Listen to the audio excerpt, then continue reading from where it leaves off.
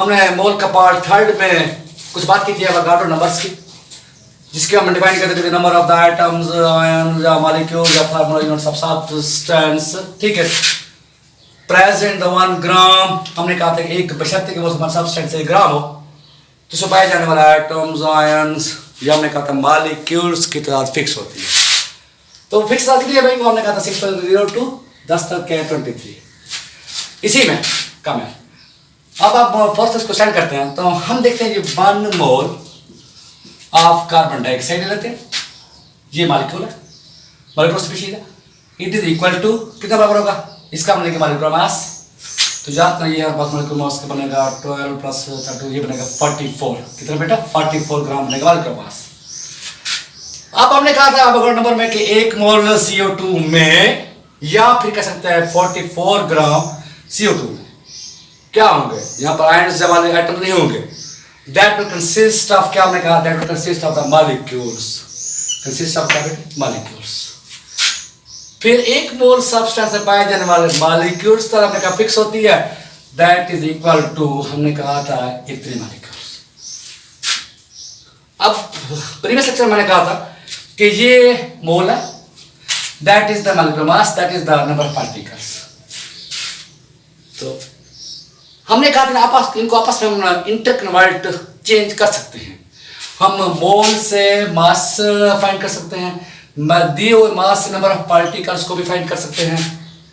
या बेटे हमारे पास अगर मास दिया जाए तो हम मास से क्या मोल को फाइंड कर सकते हैं, या फिर याद करना कि दिए हुए मास से नंबर ऑफ पार्टिकल्स मालूम कर सकते हैं। फिर दोबारा बताऊंगा कि अगर हमें नंबर ऑफ पार्टिकल दिए जाए, इतने मॉलिक्यूल्स हैं, इतने एटम्स हैं किसी सब्सटेंस के, तो याद करना उन एटम्स से नंबर ऑफ पार्टिकल से हम मास को फाइंड कर सकते हैं अगेन, और उस मास कितना मोल होगा ये भी हम कैलकुलेट कर सकते हैं। अब आते इसके ऊपर हमने कहती चीज़ को बेसिस सबसे हमारे पास बेसिस बन जाएंगे बोल के हम कहते हैं कि what are the number of particles, suppose करें what are number of the atoms, number of atoms कितने हैं, ठीक है। सपोज करें कि in the 12 gram of calcium, 12 gram of क्या बेटा? कैल्शियम। अब सब्सटेंस क्या है कि कैल्शियम, कैल्शियम का मास लेके भाई हम कहेंगे 1 mole of calcium is equal to कितना मास है कैल्शियम का? इसका मास है जी 47 ग्राम, 40 ग्राम कैल्शियम, ठीक है। अब 40 ग्राम कैल्शियम हम कहेंगे 1 मोल है, और 40 ग्राम में या फिर 1 मोल में अब अगर बात करो तो कहेंगे इसके अंदर क्या होंगे? एटम्स होंगे। कितने होंगे? फिक्स रही तो क्या बेटा? 23। ये बात कॉमन सी है, जनरल फॉर्मूला सबके लिए। 1 मोल बराबर होगा उसके मॉलिक्यूलर मास के, एटॉमिक मास के। उस एटॉमिक मास में या फिर 1 मोल में हमने कहा कि एटम्स या पार्टिकल्स क्या फिक्स होती है। अब कम है, हमने क्या करना है बेटा? नंबर ऑफ एटम्स करना है फाइंड, ये करना है मालूम करना है भाई किससे? पैसे 40 sorry Avogadro number of particles हैं किसके? कैल्शियम के। इन इतने अगर हमारे पास एटम्स हो कैल्शियम के तो याद करना वो क्या होगा?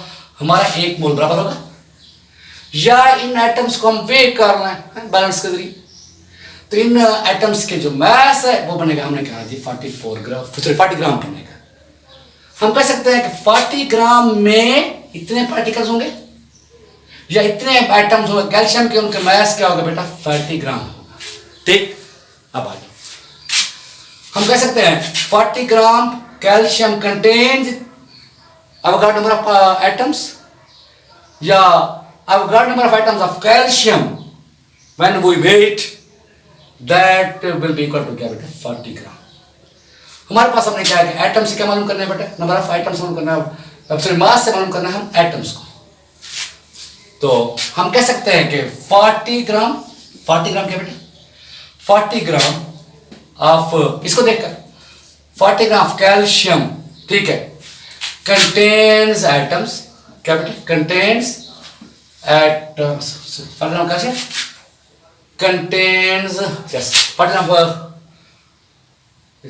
Of the calcium contains atom, ठीक है। कितने भी एवोगाड्रो 6.5 10 क्या है 23, ठीक है। और 1 ग्राम में कितना होगा? 1 ग्राम में हम कहेंगे 40 मल्टीप्लाई 40 बाई 40 ग्राम होगा कैल्शियम कंसिस्ट ऑफ, जो contains the number of the atoms, sorry, तो 40 ग्राम consist of how much these atoms? 1 gram consist of बनेगा, क्या बनेगा बेटा? कि consist of क्या बनेगा? 6.02 टाइम्स क्या 23 बाई क्या बनेगा बेटा? बाई 40, ठीक है। हमारे पास कितने मास दिया गया? मैं दिया गया 12 ग्राम्स। यहाँ कहेंगे 12 gram of calcium consist of atoms, क्या बनेगा? 6.2 टाइम्स क्या बेटा 23 डिवाइड बाय हमने 40 किया था, हमने फाइंड करना है 12 ग्राम में कितने एटम्स होंगे, तो मल्टीप्लाई करेंगे बेटा 12। अब 12 को डिवाइड करके मल्टीप्लाई करें नंबर के साथ, तो यहाँ पर जाकर नंबर ऑफ एटम्स हमारे पास आ जाएंगे। इसके बाद हम जरा समाप्त करते हैं। करेक्ट, हमने एक पहले फार्मूला पढ़ा था मोल्स के लिए। मोल से क्या बोला था फार्मूला? तो बेटा मोल फाइंड करने के मोल इज इक्वल टू, आपको याद होगा हमने कहा था गिवन मास डिवाइडेड बाय क्या? एटॉमिक मास या मॉलिक्यूलर मास या बेटा फार्मूला मास या हमने कहा ionic mass of ionic species, divide कर दो तो we can find the moles. अब नंबर ऑफ पार्टिकल्स के लिए, किसके लिए बेटा? नंबर ऑफ पार्टिकल फाइंड करने हो, नंबर ऑफ बेटा पार्टिकल फाइंड करने हो, तो उसके लिए फिर जो सेकंड बनेगा नंबर ऑफ पार्टिकल्स के लिए, तो कितने पार्टिकल्स होंगे इतने मोल्स में, तो याद करके हम ज़्यादा देंगे उस सब्सटेंस के मोल को विद क्या लफ्ज़ कहेंगे Na। इस सेकंड फार्मूले से we can find the number of particles. पहले मोल कैलकुलेट कर लो, उन मोल्स को मल्टीप्लाई कर दो एवोगाड्रो के साथ, तो we can find the number of particles. Suppose पहले कर लो how much atoms, how much molecules, how much बेटा क्या मॉलिक्यूल्स, कितने मॉलिक्यूल्स होंगे? मैं कहता हूँ in the 14 gram of methane, ठीक है। अब क्वेश्चन समझो बेटे, कितने क्या होंगे मॉलिक्यूल्स किसके अंदर? 14 ग्राम ऑफ किसके अंदर? मीथेन के अंदर। पहले हमें मैथ दिया गया, मैथ से मोल बनाओ इसके भी, ठीक है। हम कहेंगे मोल ऑफ मीथेन, ठीक है, mole of methane given mass, ये फर्स्ट को लिया बेटा, फर्स्ट या सेकंड को लिया। फर्स्ट को लिए में क्या है? Given mass divided by methane के लिए, ठीक है, कौन सा मास बनेगा? Molecular mass. तो 14/16, तो ये आ जाएगा हमारे पास मोल आ जाएंगे। सपोज क्या है पॉइंट, मैं कहता हूं कि 0.87 है, सपोज क्या है बेटे? सपोज 87 मोल्स बनते हैं किसके? 14 ऑफ द मीथेन के। अब 2 मोल आ गए जी, हमने क्या मालूम करना है? मॉलिक्यूल्स। तो यार सेकंड पे जो फॉर्मूला लगाएंगे, तो नंबर ऑफ मॉलिक्यूल्स के लिए क्या बनेगा? बोलिए ये पार्टिकल में क्या है? पार्टिकल्स में एटम्स, आयंस, मॉलिक्यूल्स या नंबर ऑफ फॉर्मूलास भी हो सकते हैं। तो नंबर ऑफ मॉलिक्यूल्स के लिए हम कहेंगे दैट इज इक्वल टू, हमने क्या बोला बेटा? Moles are capital N.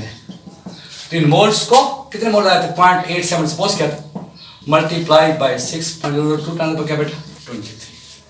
तो ये आ जाएंगे, हम कह सकते हैं 14 ग्राम में इतने क्या होंगे मॉलिक्यूल्स, जो भी आंसर पढ़ा जाएगा इसको मल्टीप्लाई हम लोग कर लेंगे इन द सेम वे, ठीक है। सेकंड हमारे पास है, मैंने कहा ये तीनों आपस में चेंज कर सकते हैं। कौन सा था ये हमारे पास? यस, हाँ कम है। ये मोल है जी, ये क्या है? मॉलिक्यूलर मास है सब्सटेंस का, नंबर ऑफ पार्टिकल, लेकिन तीनों को आपस में कन्वर्ट कर सकते हैं।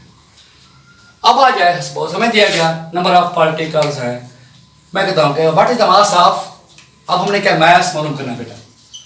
What is the mass of 6.1 10 20 molecules of H2। अब क्वेश्चन समझो बेटे, हमने फाइंड करना है मास। क्या मालूम करना है बेटे? मास करना है फाइंड, मास मालूम करना है बेटे। दिए क्या गया हमें, नंबर ऑफ मॉलिक्यूल दिए। इसके लिए जो जनरल फॉर्मूला लगाएंगे किसी भी सब्सटेंस के लिए, हमारे पास सब्सटेंस कौन सी है, वाटर है, तो क्या बनेगा, हम कहेंगे 1 मोल ऑफ H2O। ये फैक्ट हम जानते हैं। 1 mole of H2O will be equal to how much mass बेटा बनेगा, 18 ग्राम। और 18 ग्राम जब 1 मोल में क्या होंगे, नंबर ऑफ मॉलिक्यूल्स एवोगाड्रो हो गया भाई। कम है, हमने क्या करना है, मास से करना है मोल, सॉरी मॉलिक्यूल से क्या करना है, हमने मॉलिक्यूल दिए गए इतने, ठीक है। उन्होंने पूछा कितने इसका मास होगा, ठीक है। आप इसी चीज कह सकते हैं कि 18 ग्राम अगर पानी हो तो इसमें इतने मॉलिक्यूल होंगे। इसी बात को इस तरह भी कह सकते हैं, अगर एवोगाड्रो नंबर ऑफ मॉलिक्यूल्स होंगे तो क्या बेटा, एवोगाड्रो नंबर ऑफ मॉलिक्यूल्स अगर दिए जाए तो हमने कहा जिनका मास इतना होगा। इसी फैक्ट में लिखा हम कह सकते हैं कि 6.23 मॉलिक्यूल्स ऑफ H2O, हम कह सकते हैं half mass will be equal to क्या बेटा, 18 ग्राम। अगर एक मॉलिक्यूल हो तो मास कितना होगा, 18 बाई एवोगाड्रो, 6.0 क्या बेटा 23।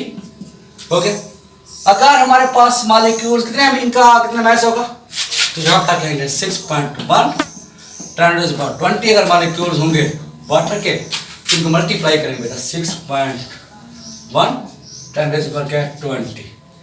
तो हम इसको डिवाइड करके मल्टीप्लाई करके, तो ये हम याद करना, हम इसको मास भी फाइंड कर सकते हैं। तो नेक्स्ट हम देखेंगे इसके बाद फर्दर। अल्लाह हाफ़िज़।